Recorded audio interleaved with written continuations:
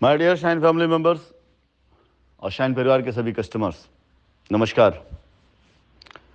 जैसा कि आज रात 9 बजे हमारी जूम मीटिंग शाइन परिवार के उन सभी कस्टमर्स के लिए है जिन्होंने अपने पैसे, अपने रकम, अपनी मेहनत की कमाई, अपनी जमा पूंजी शाइन परिवार के नाम पर, शाइन परिवार के आभा मंडल के नाम पर, शाइन परिवार के जो प्रेस्टीज है, जो उसकी इज्जत है, जो उसके गुडविल, उसके नाम पर शाइन परिवार के संबंधित कुछ ऐसे लोगों के अकाउंट्स में या उनके हाथों में अपनी जमा पूंजी दी है जो शाइन परिवार के ही पात्र हुआ करते थे। ऐसा हो सकता है कि लोगों ने अपने अपने पैसे जमा भी किए हों और ऐसा भी हो सकता है कि लोगों ने पेमेंट डिपॉजिट ना की हो। अभी आजकल तो ये भी देखने में आ रहा है कि बहुत से लोग ऐसे हैं जिन्होंने शाइन परिवार के नाम पर पैसे उठाए लेकिन उसको लगाए किसी और कंपनियों में।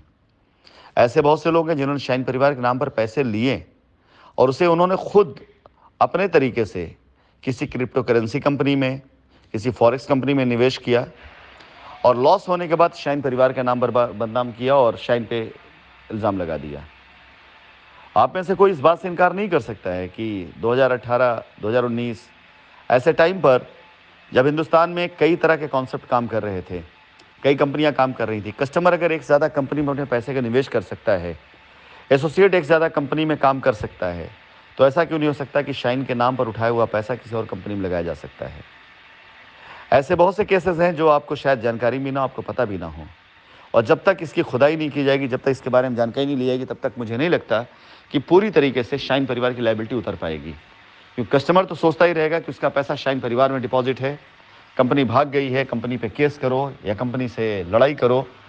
लेकिन हो सकता है कि कस्टमर अगर सही दिशा में अपने कदम बढ़ाए तो उसके पैसे की सुरक्षा और अदायगी सुनिश्चित की जा सके।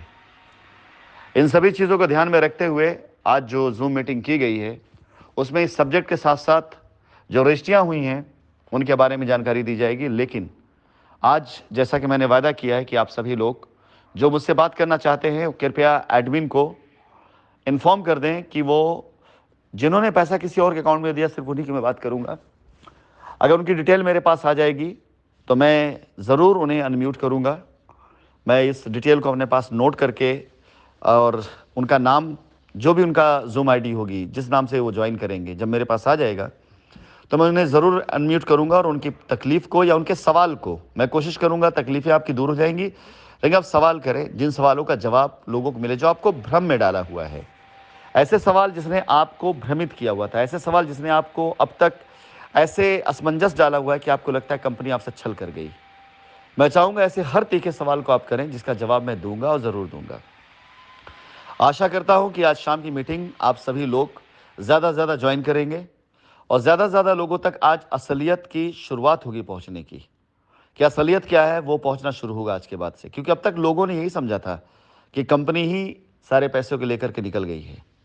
जबकि कंपनी जिस पैसे को लेके गई, कंपनी चीख चीख के कह रही है कि हमारी जिम्मेदारी हम उसे पूरा कर सकते हैं। इसके साथ साथ जिन लोगों ने कंपनी का पैसा अपने अकाउंट में लिया और कंपनी नहीं दिया, उनके पैसे के लिए भी कंपनी जिम्मेदारी ले रही है। लेकिन मुझे जहाँ तक लगता है कि आज की मीटिंग से जो शुरुआत होने जा रही है वो इस पूरी लायबिलिटी को एक नई दिशा देगा। तो आप सभी लोगों से निवेदन है कि टाइम पर रहिएगा, क्योंकि सर्दियों की रात है। 9 बजे लोग खाना वाना खा चुके होंगे, घरों में होंगे, और ये मीटिंग 2 से 3 घंटे तक हो सकता चले। आप सभी टाइम पर रहेंगे।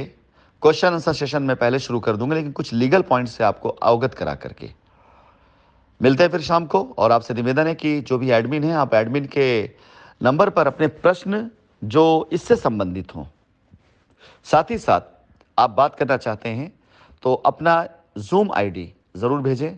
मैं कोशिश करूंगा कि ज़्यादा से ज़्यादा लोगों के साथ मेरी बात हो सके। धन्यवाद।